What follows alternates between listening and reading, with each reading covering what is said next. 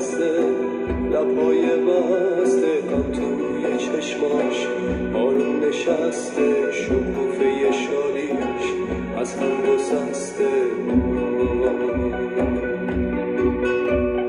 آشنای درده، خورشیدش سرده، تو قلب سردش غملونه کرده، مهتاب عمرش در پشت پرده، هر ماه سالش پاییز سرده.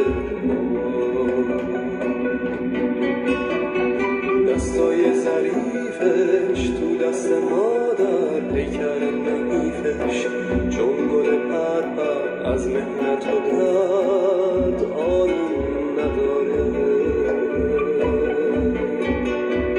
سایه سیاهی رو بخت شومش، ارکیده تنهاست زیر هجومش، طوفان درد پایون نداره.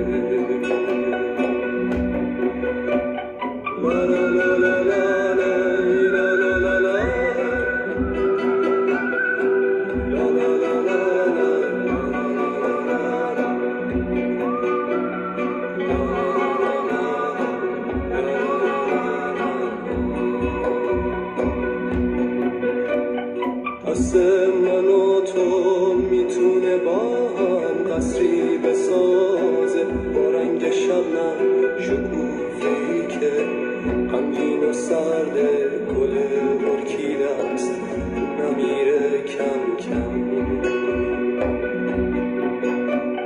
بیا نذاریم گل ارکیده، گلی که چهرش پاک و سپیده، که توی پاییز شاخه‌ای بیده، بهار ندیده بمیره کم کم.